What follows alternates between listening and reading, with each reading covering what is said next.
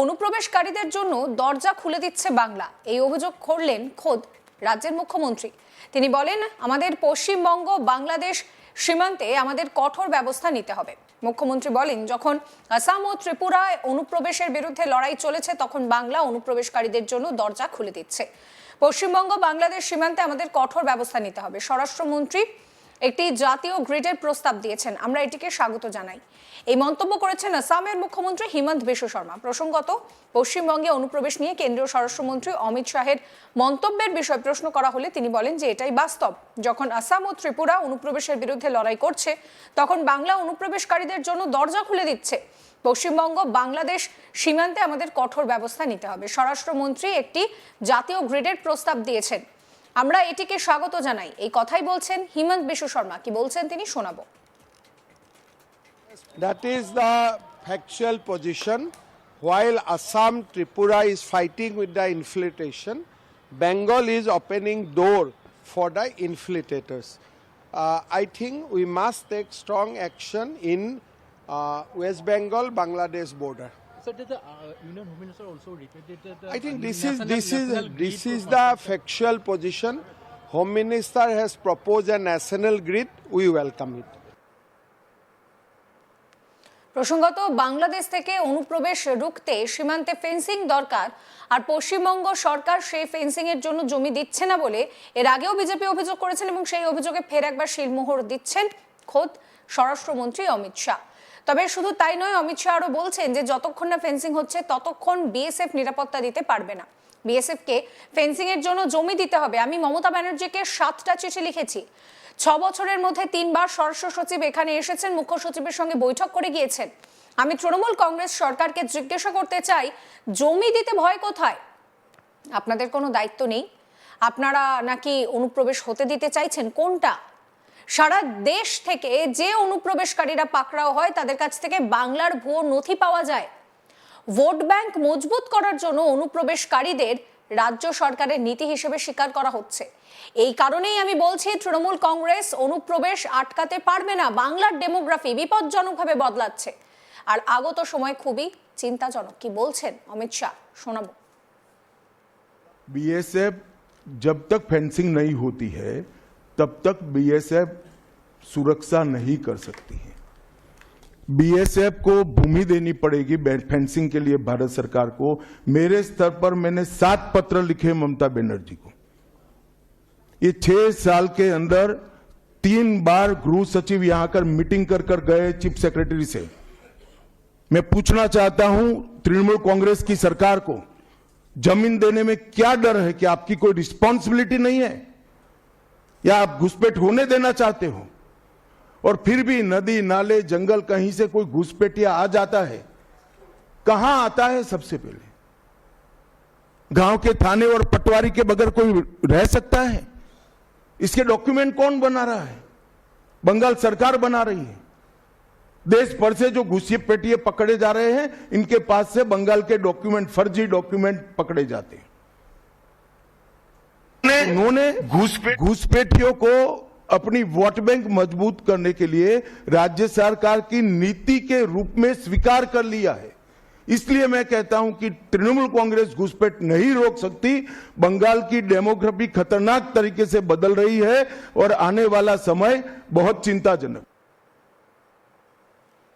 অমিত শাহ আরও বলেন যে গোটা বাংলার মানুষ অনুপ্রবেশকারীদের দ্বারা ত্রস্ত। কোন রাজ্য এরকম হতে পারে যারা নিজের রাজ্যকে অনুপ্রবেশকারীদের আশ্রয়স্থল হিসেবে তৈরি করে দেয়? মমতাজি, আপনাকে এই সাংবাদিক বৈঠক থেকে জিজ্ঞাসা করতে চাই, বাংলাদেশ সীমান্তে এমন কোন সরকার আছে যারা বর্ডারে ফেন্সিং এর জন্য জমি দেয় না? আপনি যদি জবাব দিতে না পারেন, তাহলে আমিই জবাব দিচ্ছি।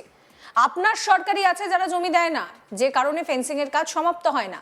বাংলার মুখ্যমন্ত্রী কি এর জবাব দিতে পারবেন যে আসামে অনুপ্রবেশ কেন বন্ধ হয়েছে, ত্রিপুরাতে কেন বন্ধ হয়েছে, গুজরাট রাজস্থানের বর্ডারে কেন অনুপ্রবেশ হয় না, পাঞ্জাবের বর্ডারে কেন অনুপ্রবেশ হয় না, কাশ্মীরে অনুপ্রবেশ হয় না বর্ডারে, শুধু বাংলায় কেন হয়? কারণ অনুপ্রবেশ করানো হয় এবং ধীরে ধীরে বাংলার ডেমোগ্রাফি বদলিয়ে নিজের ভোট ব্যাংককে পোক্ত করা হয়। এটা চলবে না। বাংলার মানুষ এখন জেনে গিয়েছেন, বাংলার বর্ডার দিয়ে হওয়া অনুপ্রবেশ শুধু এখন বাংলার বিষয় নয়, এটা এখন রাষ্ট্রীয় সুরক্ষার বিষয়। কি বলছেন অমিত শাহ শোনাবো। पूरे बंगाल की जनता घुसपैठियों से त्रस्त है। क्या कोई राज्य सरकार ऐसी हो सकती है जो घुसपैठियों की पनाहगाह अपने राज्य को बना दे? राष्ट्रीय सुरक्षा पर एक कितना बड़ा खतरा है, इसका जवाब बंगाल की मुख्यमंत्री ने बंगाल के चुनाव में दे। घुसपैठ रोकने के लिए उनके पास क्या योजना है? आर्टिकल 370 हटता है, वो विरोध करती है। सीएए लाकर बंगाल के शरणार्थियों को नागरिकता देने का हम कार्यक्रम करते हैं, वो विरोध करती है। और वो ठीकरा फोड़ते हैं कि बीएसएफ है वो रोक नहीं रही है। ममता जी, मैं आज आपको इस सार्वजनिक प्रेस वार्ता में पूछना चाहता हूं कि कौन सी सरकार है बांग्लादेश की पूरी सीमा पर जो वाड़बंदी करने के लिए, बॉर्डर पर फेंसिंग करने के लिए जमीन नहीं देती है? अगर आप जवाब न दे पाए तो मैं ही देता हूं, आपकी ही सरकार है जो जमीन नहीं देती है, जिसके कारण फेंसिंग का काम समाप्त नहीं होता है। फिर भी भौगोलिक रूप से कठिन सीमा पर से कोई घुस कर आता है तो कहां जाता है? सबसे पहले बंगाल के गांव में जाता है। आपका पटवारी क्या कर रहा है? आपका थाना क्या कर रहा है? क्यों इसको अरेस्ट नहीं किया जाता? क्यों उस पर केस दर्ज नहीं होता? क्यों इसको वापस भेजा नहीं जाता?